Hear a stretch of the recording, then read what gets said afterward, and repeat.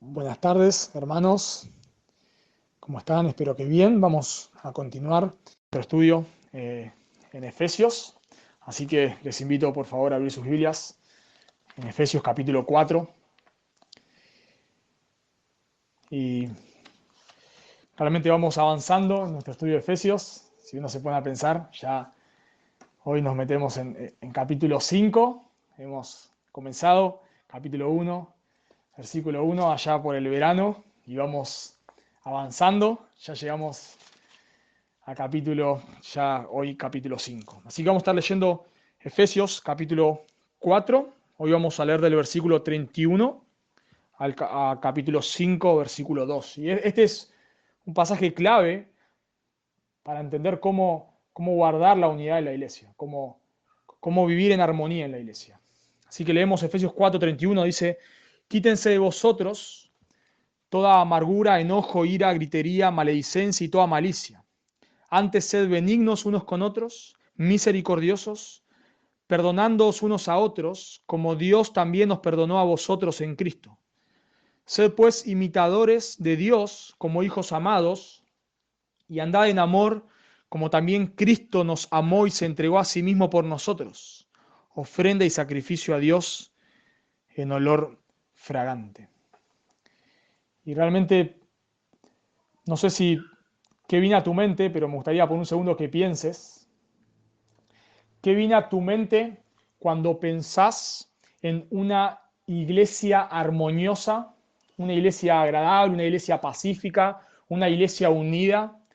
¿Qué es lo que viene a tu mente? Si yo te digo, tal iglesia es una iglesia armoniosa, una iglesia pacífica. Yo no sé, la mayoría de ustedes conocen Carapachay, o por lo menos de nombre. Yo digo, Carapachay es una iglesia armoniosa, una iglesia amorosa, una iglesia pacífica.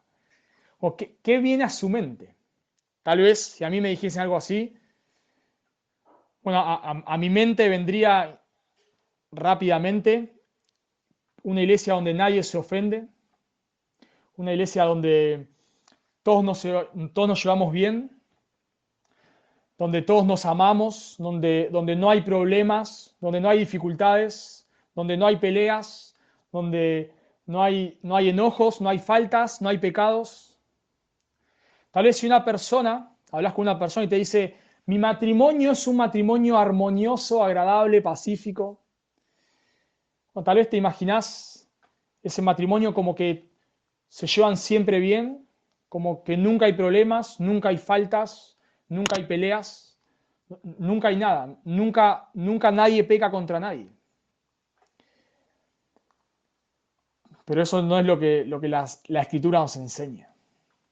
Realmente, cuando nos imaginamos una iglesia armoniosa o nos imaginamos una iglesia pacífica, no es una iglesia donde nunca hay problemas. No es una iglesia donde nunca nadie peca contra nadie. Cuando viene a nuestra mente, cuando viene a nuestra mente esa imagen, estamos pensando más en las películas de Hollywood que en lo que la escritura nos enseña. Las iglesias donde todos se llevan bien, los matrimonios donde nunca hay problemas, están en dos lugares: en Hollywood y en la gloria. En los únicos dos lugares. En las películas de Hollywood o del otro lado de la eternidad, hermanos. Pero de este lado de la eternidad, luchamos con el pecado, luchamos con pecar los unos contra los otros. En la iglesia hay problemas, en la iglesia hay dificultades, en la iglesia nos fallamos y nos ofendemos unos a otros. Así que una teología correcta de las relaciones nos dice que vos vas a pecar contra tu hermano y que tu hermano va a pecar contra vos. Que vos le vas a fallar a tu hermano y que tu hermano te va a fallar a vos. Una teología correcta de las relaciones nos enseña que vamos a pecar el uno contra el otro. Por eso lo que me gustaría que podamos ver en este pasaje es que Dios es glorificado en nuestras relaciones cuando reemplazamos el rencor por el perdón.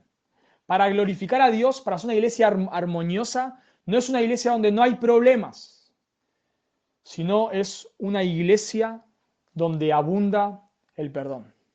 Un matrimonio que que glorifica a Dios no es un matrimonio en el cual el esposo nunca peca contra la esposa y la esposa nunca peca contra el esposo, sino un matrimonio armonioso, un matrimonio que glorifica a Dios, es un matrimonio donde abunda el perdón.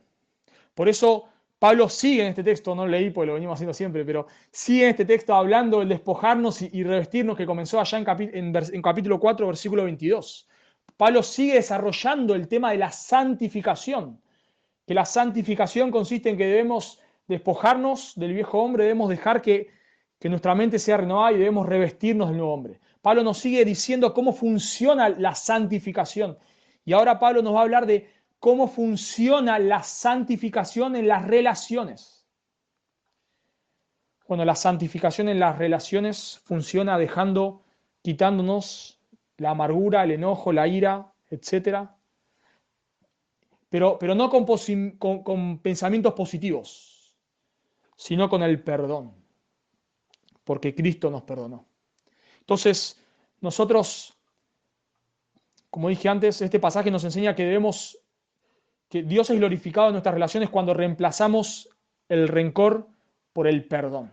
¿Y por qué Dios es glorificado cuando reemplazamos el rencor por el perdón? Bueno, en primer lugar, porque el perdón destruye las relaciones. El rencor destruye las relaciones. Noten conmigo en el versículo 31.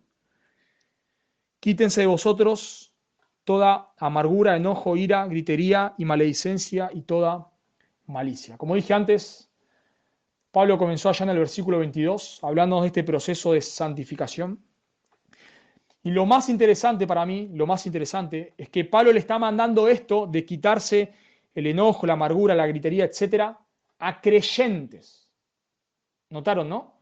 Pablo le está hablando a creyentes. Él ya les dijo en el versículo 20, mas vosotros no habéis aprendido así de Cristo. Si en verdad la habéis oído y habéis sido por él enseñados conforme a la verdad que está en Jesús. Ellos ya habían escuchado el Evangelio, ellos ya habían creído en el Evangelio, ellos eran creyentes. Pero Pablo les dice acá que ellos debían despojarse de esas cosas. Bueno, en primer lugar, esto no es un mensaje motivacional. Yo, si seguramente me voy a mi universidad, donde sea, y les hablo de que debemos dejar la ira, el enojo, etcétera, las personas lo van a aceptar. Si yo voy ahí, no sé, a donde vos trabajás, y doy una charla y digo, debemos dejar acá de pelearnos, debemos hablarnos bien, debemos ser amorosos, la gente me va a aplaudir, pero no lo va a poder hacer. No lo va a poder hacer. Porque esto va a creyentes. Una persona que su estilo de vida es así, debe ser una persona que ha nacido de nuevo. Pero también me llama la atención que le hable a creyentes. Porque los creyentes seguimos luchando con el pecado. Que vos te hayas arrepentido de tus pecados y hayas puesto tu fe en Cristo, no quiere decir que vos ya no luchás más con el pecado. No quiere decir que ahora instantáneamente ya sos santo. Sos santo posicionalmente, o sea, Dios te ve santo. Pero en un sentido no sos santo. En un sentido sí, en otro sentido no. En un sentido sos santo, porque noten conmigo capítulo 1, versículo 2 dice, a los santos y fieles. Porque ellos eran santos, pero en un sentido no lo eran. ¿En qué sentido? En el sentido de que ellos seguían luchando con el pecado. Y la lista que Pablo da acá no es exhaustiva, pero lo que Pablo nos enseña acá es que luchamos con el pecado y luchamos con el pecado en nuestras relaciones. Por eso nosotros debemos despojarnos y revestirnos. Debemos quitarnos los hábitos pecaminosos y revestirnos de hábitos piadosos. Y en primer lugar, lo que Pablo acá nos dice que debemos despojarnos de lo que destruye las relaciones. ¿Y qué es lo que destruye las relaciones? Bueno, él nos dice ahí en versículo 31, quítense vosotros toda amargura. La amargura quiere decir básicamente un resentimiento amargo. Es lo que se usa en Hebreos capítulo 12, versículo 15. El escritor de Hebreos dice, mirad bien, no sea que alguno deje de alcanzar la gracia de Dios, que brotando alguna raíz de amargura os estorbe y por ellas muchos sean contaminados. La amargura es algo que Pablo dice, el escritor de Hebreos dice ahí, miren bien que no brote alguna raíz de amargura, porque da la idea de que la amargura es algo que brota en el interior. y con el tiempo se llega a manifestar y a destruir las relaciones. La amargura tiene que ver con alguien que te hizo algo, pero vos no lo perdonaste. Tal vez hiciste que lo perdonaste, pero no lo perdonaste. Y cuando vos no lo perdonás, eso genera amargura en tu corazón. Y eso empieza a destruirte. La palabra amargura en sus comienzos tenía que ver con un dolor puntiagudo, porque eso es lo que hace la amargura. La amargura es algo que está en tu corazón, tal vez podés caretearla, pero está en tu corazón y te va destruyendo por dentro. Las personas rencorosas son personas amargas, porque la amargura tiene que ver con que vos no perdonás, vos le das y le das y le das y le das a esa herida que tenés. Tal vez como alguien que cuando tiene una cascarita y se la rasca y le decís, no te toques más, te vas a lastimar. Y le da la cascarita y le empieza a sangrar. Pero te está lastimando, no lo hagas más. Y le sigue dando, como que no puede parar. O el que se come las uñas, se come y se lastima. Y vos le decís, pará un poco, te está lastimando y no puede parar. Bueno, eso es la amargura. Alguien te hizo algo y vos lo meditás y lo meditás y lo meditás y lo masticás y te seguís rascando la cascarita. En vez de perdonarlo, como vamos a ver más adelante, lo masticás, lo meditás. ¿Cómo puede ser? Qué increíble. Otra vez me hizo lo mismo. Ya me dijo que no lo iba a hacer más. Otra vez. Pero si después todas las veces que yo lo perdoné, otra vez me hizo lo mismo.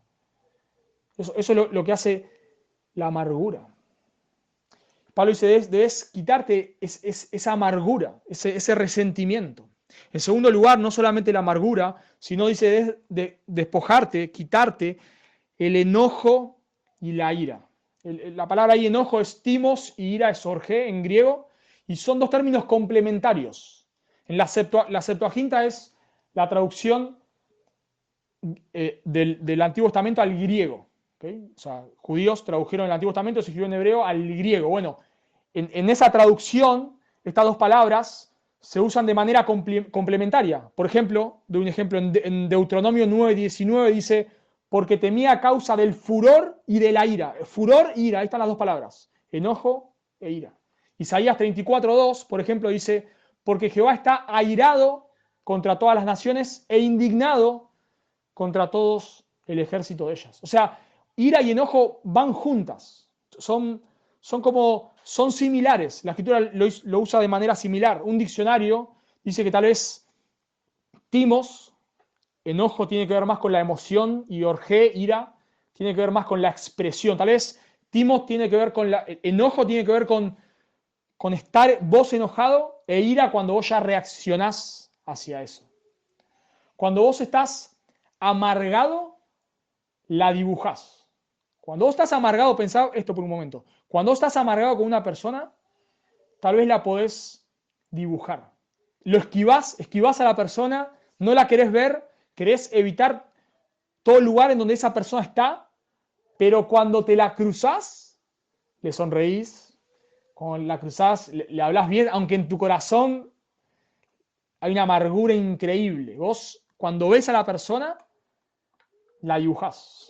Pero el enojo, cuando vos estás no amargado, enojado con una persona, ya no la careteás. Ya no te importa. Ya no le hablas más y querés que la persona sepa que estás enojado. Y cuando vos estás airado, ya no es que no le hablas más, sino que ahora querés vengarte. Ahora querés sangre. Ahora querés que sufra la persona. Y el enojo y la ira son el comienzo del homicidio. Por eso Jesús dijo en Mateo 5:21, oíste que fue dicho a los antiguos, no matarás, eso decía la ley, y cualquiera que matare será culpable de juicio. Eso decía la ley, la letra de la ley. Pero Jesús va más allá, va al espíritu. ¿Dónde comienza un homicidio? Comienza en el corazón. Y Mateo 5:22 dice, pero yo os digo que cualquiera que se enoje, orgizo, la misma raíz que orgé, contra su hermano será culpable de juicio. Porque el homicidio comienza con el enojo, con enojarte con una persona. Y Pablo dice acá, debes abandonar todo eso. Imagínate, y Pablo está hablando acá de las relaciones, y probablemente, como esto lo escribe una iglesia, de las relaciones dentro de la iglesia. Imagínate una iglesia donde todos están enojados con todos. Entrás a una iglesia y se nota el ambiente. Este no le habla a aquel, está el grupo de fulano, está el grupo de mengano, se atacan entre mengano y fulano sutilmente, se tiran palos, están enojados, y seguramente alguna vez tal vez viste, yo he visto cosas así, personas que en la iglesia están divididas, peleados unos contra otros. Pablo dice, eso no puede ser la característica de una iglesia. Eso debe quitarse, eso debe sacarse. Estas pueden ser personas enojadas, airadas, pueden ser personas que estén amargadas y por eso están así, o puede ser personas que se enojan fácilmente. Tal vez vos no sos una persona amargada, pero sos una persona que apenas te dicen algo que no te gustó, ya te enojaste. Apenas alguien no te saludó para el cumpleaños y le hiciste la cruz. Alguien te dijo algo en un tono que no te gustó, de una manera que no te gustó, te exhortó, pero no lo hizo con el acento correcto y ya te enojaste. Bueno, Pablo nos dice, deben dejar todo eso. Deben dejarlo. Luego agrega algo más, Pablo. Habla de amargura del corazón, habla de ira, de enojo, y luego dice gritería. La palabra ahí es gruñir, se usa en Hechos 23:9, cuando Pablo fue arrestado en el templo, nos dice en Hechos 23, y él se está defendiendo frente a las autoridades judías, y astutamente cuando Pablo se está defendiendo, había un grupo de personas que eran los saduceos, que no creían en la resurrección de los muertos, y los fariseos sí. Entonces, Pablo dice que se lo está juzgando por la resurrección de los muertos. Entonces, cuando Pablo tira esta bomba ahí, entre los saduceos y los fariseos se empiezan a pelear. Y dice, yo se los leo, Hechos 23:9, y hubo un gran vocerío. Esa es la palabra gritería acá. Y hubo un gran vocerío.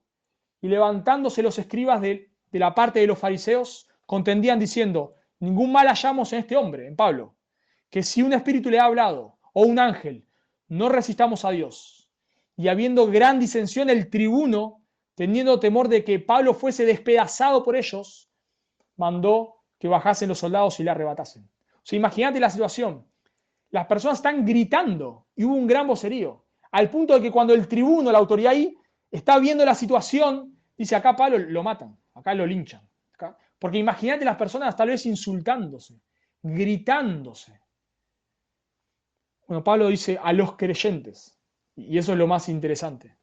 No se lo está diciendo a los de Romanos capítulo 1, ¿no? Sino se lo está diciendo a creyentes. Dejen la gritería. Probablemente porque los creyentes, aunque somos creyentes, podemos caer en estos pecados. Y luchamos seguramente y somos creyentes con algunos de estos pecados. Imagínate que alguien entra a la iglesia y hay los creyentes gritándose, discutiendo y gritándose. ¿Qué testimonio da al mundo? Que, no sé, he visto personas discutiéndose. ¿El milenio es literal o no? Y personas peleándose. El don de lengua está vigente y peleando, hermanos, por puntos que no estamos hablando de acá que el evangelio esté en juego. Efesios 4:22-24. ¿Es algo que yo tengo que hacer o es algo que ya fue hecho? Y hay personas peleándose. Matrimonios gritándose, diciéndose de todo. Porque los creyentes luchamos con eso. Y por eso Pablo dice, deben abandonar la amargura, deben abandonar el enojo, la ira, deben abandonar el gritarse, porque todavía luchamos. Deben abandonar, noten la lista ahí. Y maledicencia. La palabra maledicencia es blasfemia. Para nosotros blasfemia tiene que ver con decir algo malo de Dios, pero en el contexto en el cual Pablo escribe, blasfemia no solamente era decir algo malo de Dios, sino abarca cualquier insulto. Abarca difamar a una persona. La blasfemia es como que ya no basta con decirle algo a la persona, sino que ahora querés destruirla. La maledicencia tiene que ver con que ahora vos querés hacerle el mayor daño posible a esta persona. Ahora te juntás con otros a hablar mal de esa persona. Ahora vas por la iglesia diciéndole a todos lo que esa persona te dice. Ahora, no sé, el esposo se junta con sus amigos a hablar mal de su esposa. La esposa se junta con sus amigas a hablar mal del esposo. Se quieren destruir. Están ahí en una charla con, no sé, con otro matrimonio y se están, el esposo y la esposa, tirando dardos, queriéndose destruir.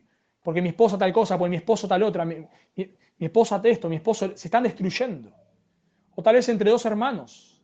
Están en la iglesia hablando, no, porque este es un hipócrita, porque este es un mentiroso.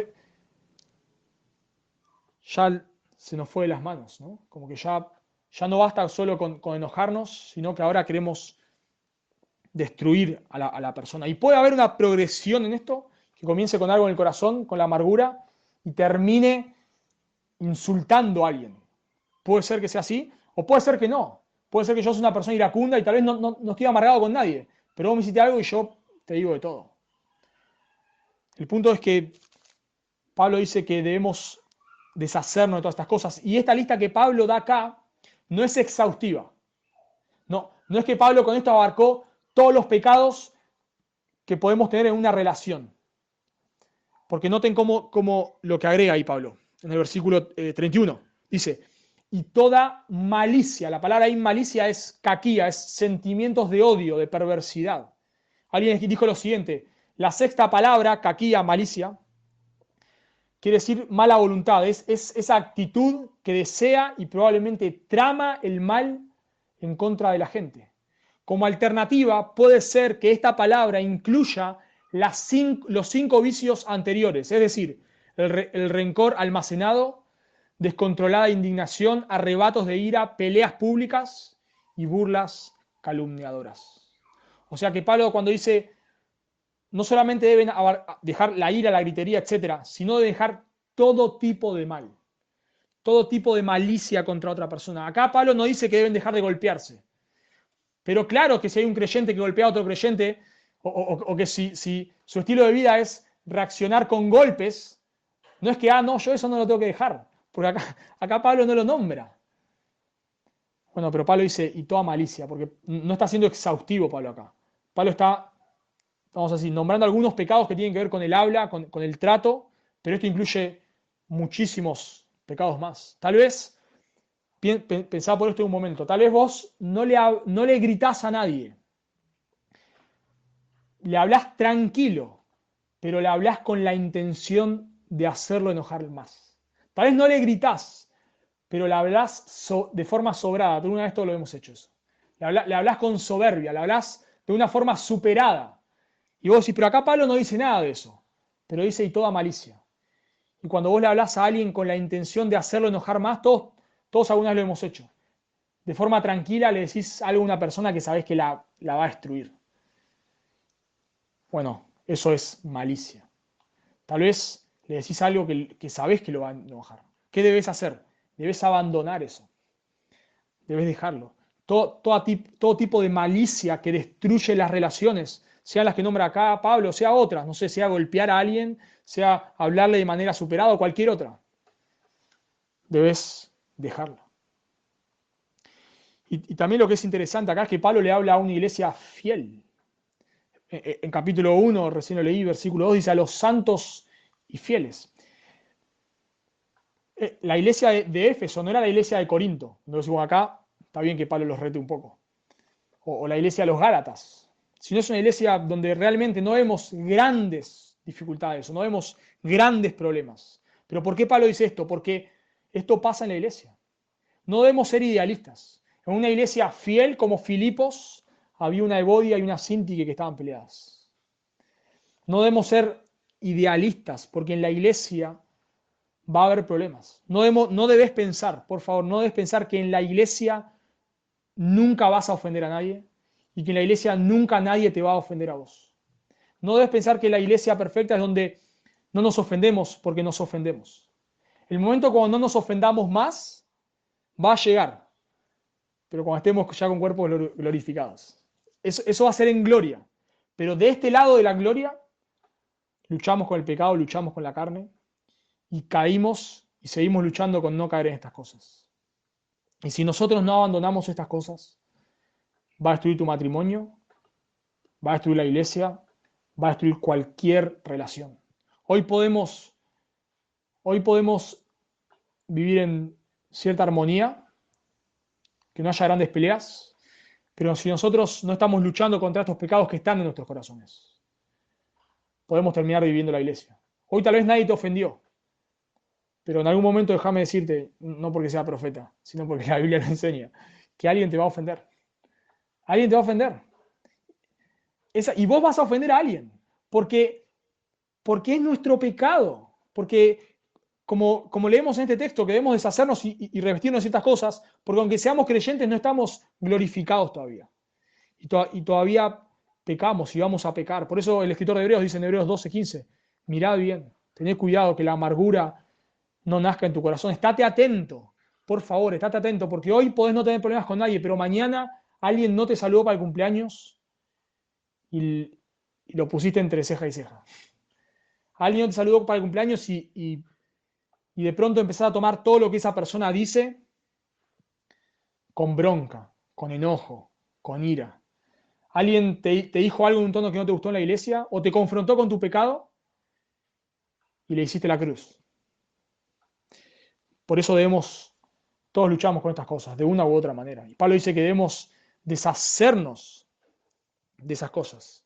Pero la solución que Pablo da acá contra estos pecados, si vos luchás con la ira, vos luchás con la gritería, con el enojo, con la amargura, la clave no es, decir, no lo hago más. Listo, ok, lo entendí, perdón, no lo hago más, porque eso va a volver a nacer. La solución tampoco es decir, como dicen algunos, que ahora todo te resbale. Bueno, está bien, no me enojo más. Mi esposa, yo hace cualquier cosa, no me importa. No, ya no me peleo con mi esposa. ¿Por qué no te peleas? Pues ni me importa lo que haga. No sé, se está apartando del Señor, ni me importa. Está haciendo cualquier cosa en la casa, ni me importa. Mi esposo, no sé, todo el día habla mal, lo que sea, ya no, me resbala, no me importa. En la iglesia, los pecados de los hermanos, ni me importa. ¿Alguien me marca una falta? A mí me resbala. Bueno, esa no es la solución a veces esa solución queda acá, que da el mundo para no pelearnos, ¿no? Bueno, que todo te resbale. Si te dicen algo, vos no, has oídos sordos. Bueno, acá Pablo no dice que hagas oídos sordos, sino que para luchar con este pecado debemos revestirnos de otras cosas. Así que Dios es glorificado en nuestras relaciones cuando reemplazamos el rencor por el perdón. En primer lugar, porque el rencor destruye las relaciones, pero en segundo lugar, porque el perdón construye las relaciones. Por eso lo que debemos hacer ahora es reemplazar esos hábitos pecaminosos por hábitos piadosos. Y noten lo que dice el versículo 32. Antes, o sea, en lugar de todo eso, en lugar de hacer todas esas cosas, sed benignos unos con otros. Amable es la palabra. La palabra ahí benignos es suavemente agradable, blando, no áspero. Antes de hacer todo eso, debes ser amable. Eso es lo que el Señor Jesús dijo en Lucas capítulo 6, yo se los leo, versículo 35.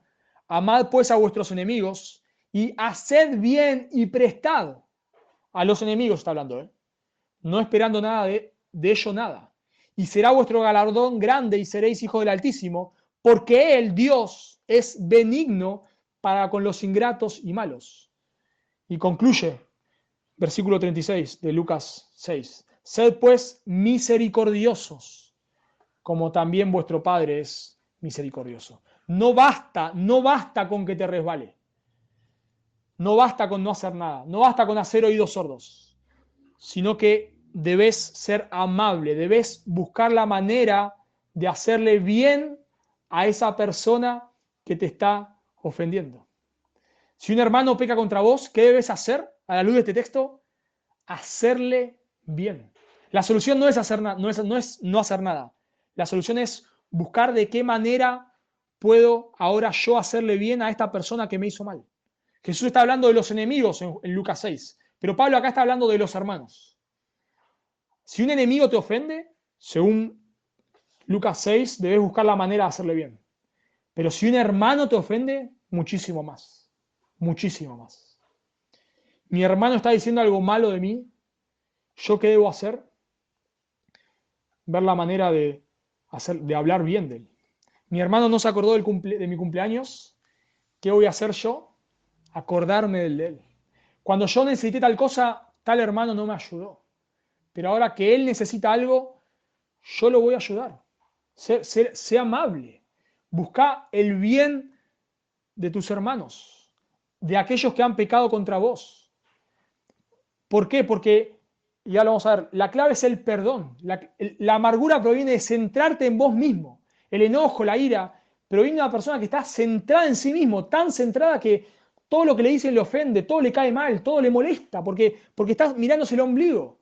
Pero para deshacernos de la ira, la amargura, lo que debemos hacer, debemos estar mirando al otro.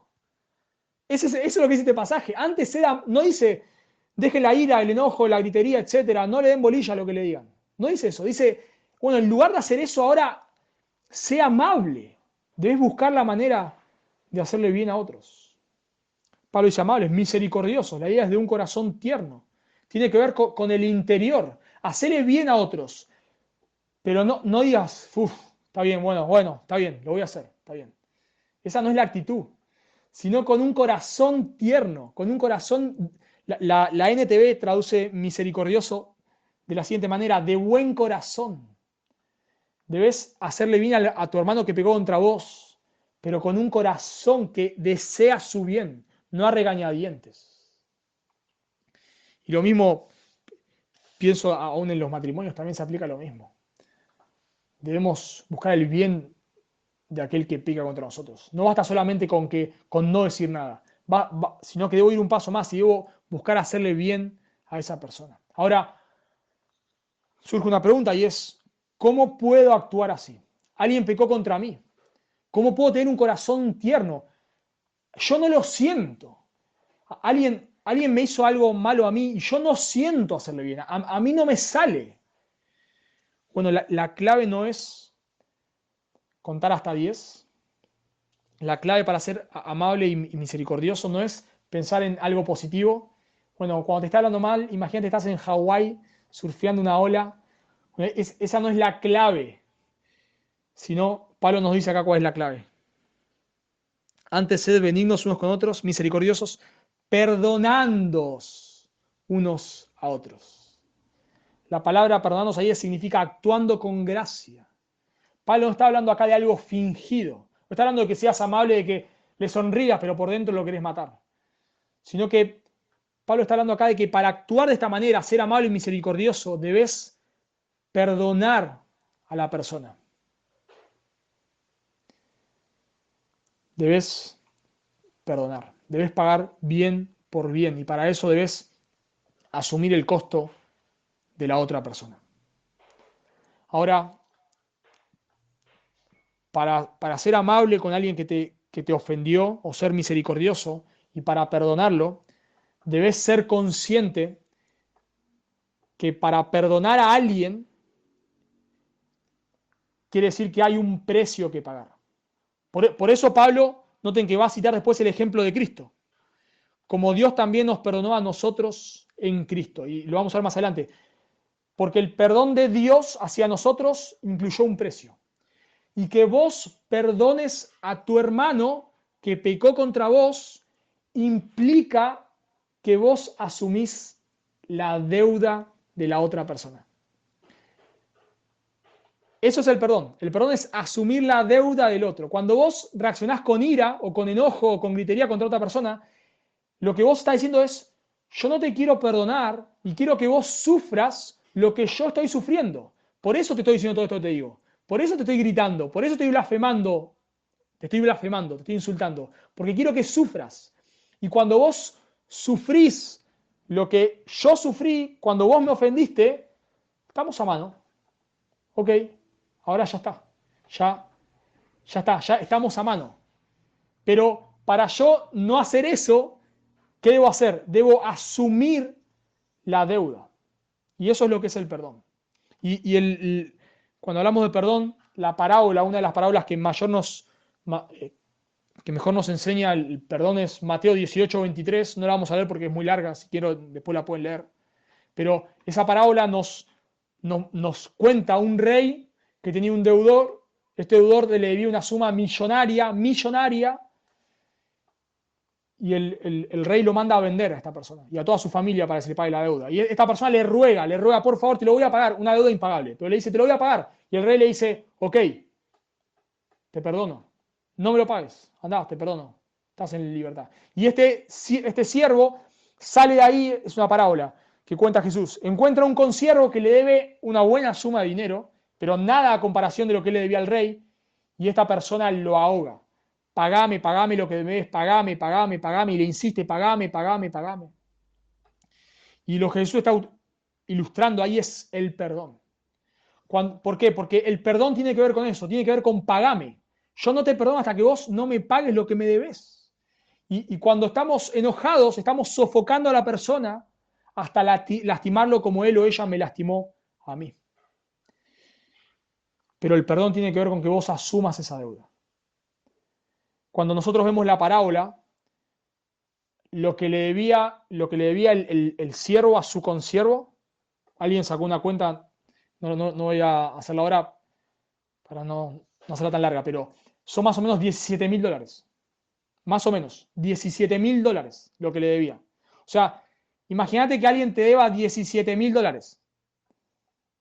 No son 10 pesos. Cuando nosotros leemos la palabra, le debía 50 centavos. Si yo le perdono 50 centavos a cualquiera, $17.000 no se lo perdono a cualquiera. Y vos tampoco. Porque son $17.000. Entonces, lo que le debía este siervo a su consiervo no era una changuita. No era una changuita. Y el punto es que cuando un hermano te ofende, te duele. ¿Te duele? Claro que te duele. Tal vez lo que te hizo no es así nomás. Tal vez es grave lo que te hizo. Es muy grave lo que te hizo. Pero el perdón tiene que ver con que, bueno, yo asumo ese costo. Yo asumo el costo de la ofensa. Y como asumí el costo, ya no estoy buscando gritarle, insultarlo, amargándome contra esa persona, ya lo perdoné. Ya está. Yo asumí el costo. Y el perdón es tanto un momento como un proceso. O sea, vos decidís perdonar a la persona. Ok, te perdono.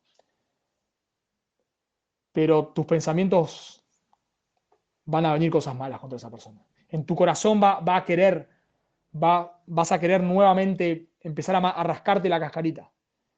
¿Qué debes hacer en ese momento? Recordar que lo perdonaste.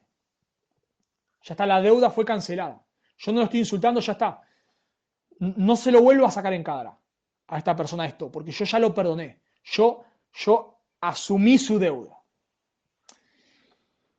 Ahora, lo que Pablo nos está diciendo acá no es moralismo. No es moralismo. No debes perdonar porque eso sanará tu ser interior. No debes perdonar porque eso mejorará tus vibras. Sino que debes perdonar porque somos creyentes y eso es lo que Dios hizo por nosotros. Por eso vemos que Dios es glorificado cuando reemplazamos el rencor por el perdón, en primer lugar, porque el rencor destruye las relaciones, versículo 31 vimos eso, porque el perdón construye las relaciones, versículo 32, pero ahora en tercer lugar debemos reemplazar el rencor por el perdón, porque el perdón es lo que Dios nos otorgó. Eso es lo que vamos a ver en último lugar. Porque el perdón es lo que Dios nos otorgó. Lo tienen ahí al final del versículo 32. Como Dios también nos perdonó a vosotros en Cristo. Sed pues imitadores de Dios como hijos amados y andad en amor como también Cristo nos amó y se entregó a sí mismo por nosotros, ofrenda y sacrificio a Dios en olor fragante. Debemos perdonar a otros que nos ofenden porque esa es la base del Evangelio. Porque eso es lo que Dios hizo con nosotros. Nosotros pecamos contra Dios de una manera en la cual nunca nadie pecará contra vos. Yo no sé lo que te hizo esa persona a vos. No tengo idea. Pero sí sé algo. No se compara con lo que vos y yo le hicimos a Dios. Por eso la deuda de $17.000 que este siervo le debía a su consiervo es un montón de plata. Es un montón de plata, $17.000. Si yo te pido $17.000 no me lo vas a prestar, porque es mucha plata. Pero lo que el siervo le debía al rey era algo muchísimo menor, alguien mayor. Alguien sacó la cuenta y más o menos eran $7.5 billones. 7.5 billones de dólares. Si vos le debes $17.000 a alguien, es mucho dinero. Pero tal vez pedís un préstamo, vendés tu casa, vendés tu auto, te conseguís 2 trabajos, comés arroz durante 5 años y en algún momento tal vez se lo puedes pagar. Es mucha plata, pero no sé, en 10 años le metés duro, duro, duro. Y tal vez podés llegar a pagárselo. Pero 7.5 billones de dólares, no importa cuántos trabajos te consigas, que vendas tu casa, tus hijos, tu esposa, lo que sea, no importa. No hay manera, no podés. Y eso es el impacto que trata de hacer Jesús en esta parábola. Lo que este siervo le debía era un montón, pero cuando mirás la cruz, lo que te hizo esta persona, no importa lo que sea, no es nada. Lo que tu hermano te haya hecho a vos no es nada en comparación con lo que vos le hiciste a Dios. Tal vez la ofensa es grave. Una persona que golpea a otra es grave.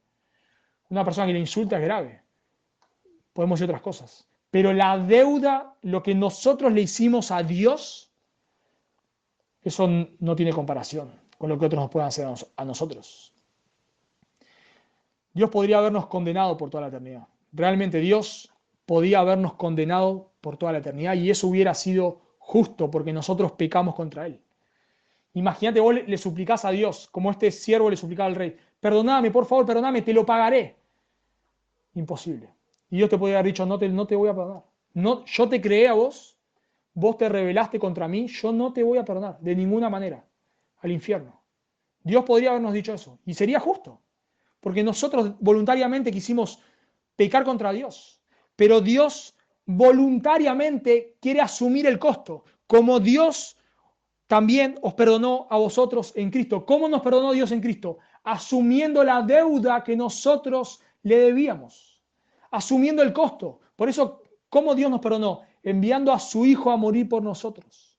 La cruz nos muestra el amor de Dios. ¿Por qué? Porque nos muestra que en la cruz el santo y justo estaba muriendo por los injustos. En la cruz vemos nuestro pecado. Vemos que nuestro pecado era tan grave que el Padre crucificó a su Hijo. Dios no miró para otro lado. Dios no dijo, bueno, te perdono, está bien, entrá, hago de cuenta que no pasó nada. Dios dice, ok, te perdono. Maten a mi hijo. Maten a mi hijo por este culpable. Maten a mi hijo amado por este blasfemo. Mátenlo. Maten a mi hijo. Increíble, increíble. Como Dios os perdonó a vosotros en Cristo. Y dice Pablo, sed pues imitadores de Dios como hijos amados y andad en amor como también Cristo nos amó y se entregó a sí mismo por nosotros, ofrenda y sacrificio a Dios en olor fragante. La palabra imitador es mímetes, es una persona que imita y copia la conducta y las palabras de otros. Bueno, este texto no está diciendo que seamos Dios, sino todo el contexto, hermanos, está en base al perdón y está en base a dejar la ira y el rencor. ¿Cómo lo hacemos? O no con buena onda, sino mirando la cruz. Y cuando miramos a cruz, mirando el amor de Dios, y cuando miramos el amor de Dios, vemos que el Padre nos amó entregando al Hijo por nosotros, y el Hijo nos amó entregándose voluntariamente por nosotros. Hubo un precio que pagar para que nuestra deuda quedara saldada. Como dije antes, el santo, santo, santo tuvo que morir en nuestro lugar.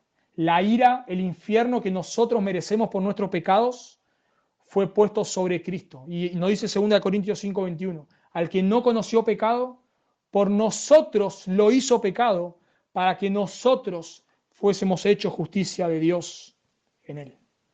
Eso es increíble. No sé qué concepto tenés de tu pecado. No sé qué concepto tenés de tu pecado. Pero tu deuda con Dios era grande. Si sos un creyente, tu deuda con Dios era grande. Tu deuda con Dios era impagable para vos. No importa cuánto le rogaras a Dios que se la ibas a pagar, no podés pagar tu deuda con Dios.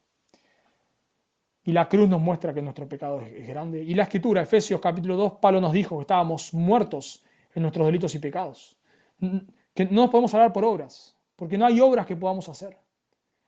Cuando el Padre entrega a su Hijo, Él lo entrega para salvar, nos dice Corintios, lo vil y lo menospreciado. Él vino a salvar lo que se había perdido. Él vino a salvar a los que le gritaban, crucifícale, crucifícale, fuera con este, entréganos a Barrabás. Él nos dice la Escritura, te vino a salvar a vos y me vino a salvar a mí. Y en la parábola del rey con los deudores, ese es el impacto que busca. Este siervo sale de que le paguen una deuda multimillonaria y se cruza, no pasan 15 años, se cruza enseguida con otra persona que le debe $17.000 y no lo perdona. Y ese es el impacto que genera. ¿Cómo puede ser que no lo perdone? Bueno, así somos nosotros cuando no perdonamos a otros. Así somos nosotros. Dios nos perdona una deuda impagable. Pero cuando nosotros estamos insultando, enojándonos, airándonos contra una persona porque nos ofendió y lo estamos atosigando hasta que sienta el dolor que yo sentí, estoy actuando como el consiervo. Me estoy olvidando de lo que Dios me perdonó. Por eso cuando nosotros no perdonamos a otros, tiene muchísimo que ver con que nos olvidamos del perdón de Dios hacia nosotros. Y el dejar acá, el despojarnos de la ira y de la amargura, está en el contexto del perdón. Perdonando, si el contexto del perdón está relacionado con lo que Dios nos perdonó a nosotros. Por eso la solución para ser una iglesia armoniosa no es que te dé lo mismo. No es, bueno, que yo, como la iglesia me ofenden, no voy más. Yo no estoy peleado con nadie, pero no voy más. Bueno, como la iglesia me ofende, cuando ahora este me hable voy a hacer de cuenta que no pasa nada. Esa no es la solución. Sino la solución es que vos asumas el costo de esa persona. Vos lo perdonás por lo que Cristo te perdonó a vos. Se entregó a sí mismo por nosotros como ofrenda a Dios. Y para terminar, si vos escuchás sobre el sacrificio de Cristo y eso no significa nada, vos escuchás tal vez sobre la cruz y para vos son datos. Vos no podés perdonar a otros tal vez porque realmente no sos consciente de lo que Dios te perdonó a vos. Pero no sos consciente porque no entendés. O sea, entendés pero no entendés. Entendés que Jesús murió en la cruz tal vez, entendés que Jesús es Dios, pero realmente no entendés esto del perdón. No, eso es porque, a la luz de la Escritura, no sos un creyente. Por eso es el llamado para vos, si sos un creyente, vos no vas a poder dejar la ira, no vas a poder dejar, si vos no sos un creyente, no vas a poder dejar la ira, el enojo, la gritería, porque no vas a entender el perdón de Dios. Por eso, para que vos puedas perdonar a otros, en primer lugar debes aceptar el perdón de Dios. Debes arrepentirte de tus pecados y debes poner tu fe en Cristo. Debes reconocer que Romanos 3:23 nos dice que por cuando todos pecados están destituidos de la gloria de Dios. Debes entender que vos has ofendido a Dios de una manera muy grave. Eso es lo que la Biblia enseña. Has ofendido a Dios de una manera increíble. Y si vos no llegaste a hacer pecados, no llegaste a cometer pecados terribles, solamente es por la gracia común de Dios. Es porque Dios no permitió que todo lo que hay en tu corazón saliese. Porque si Dios permitiese que todo lo que hay en tu corazón o en mi corazón saliese, podríamos matar, violar, robar, cualquier cosa. La Escritura nos habla del corazón del hombre como algo totalmente corrompido. Pero como vemos en este pasaje, la Escritura nos dice que Dios ha enviado a su Hijo a morir por los pecadores. Que Dios ha enviado a su Hijo a morir en la cruz, a cargar con el pecado de los pecadores, para que todo pecador que se arrepienta de sus pecados y ponga su fe en Él tenga vida eterna. El perdón de Dios tuvo un costo y fue el sacrificio de su Hijo. Y Dios no se lo da a cualquiera el perdón, no se lo da a cualquiera, se lo da solamente a aquellos que se arrepienten de sus pecados y ponen su fe en Cristo. Por eso la única manera en la cual Dios te puede otorgar ese perdón a vos es que vos hoy clames por misericordia, que vos hoy le supliques misericordia, que reconozcas que has pecado contra Él, pero que le ruegues que te salve, que le digas que crees en su Hijo, que crees en la cruz y que le supliques que te salve. Y la Biblia nos dice que Dios lo va a hacer, porque Él es misericordioso. Oramos. Padre, te damos gracias por tu palabra, te pedimos perdón, Dios, por todas las veces que no perdonamos, por todas las veces que estamos enojándonos, airándonos, blasfemando contra otros, porque queremos que nos paguen la deuda que nos deben. Perdónanos por pisotear la cruz en esos momentos, por menospreciar el Evangelio. Padre, ayúdanos, todavía luchamos con el pecado, todavía caemos en pecado. Por eso te pedimos perdón, te damos gracias por tu palabra, te damos gracias por el perdón que tú nos has otorgado en Cristo. Señor, ayúdanos a ser más conscientes de todo lo que tú nos has perdonado y como consecuencia podamos perdonar a otros. Gracias, Padre, porque tú has entregado a tu Hijo por nosotros. Y te pedimos, por favor, Dios, sabemos que vamos a pecar, Señor, el uno contra el otro, nos vamos a ofender. Por eso te pedimos que en esos momentos abunde el perdón, que dejemos la amargura o la ira o la gritería y podamos perdonarnos, Dios, y podamos tener una iglesia unida, una iglesia armoniosa, amorosa, una iglesia en paz, no porque lo fingimos, sino porque nos estamos extendiendo constantemente perdón, no porque no pecamos, sino porque nos estamos perdonando los unos a los otros, Dios. Y todo esto no solo para nuestro bien, Dios, sino para tu gloria y para que al ver la unidad y el amor que nos tenemos los unos a los otros, más pecadores puedan venir al arrepentimiento y a la fe. Oramos en Cristo Jesús. Amén.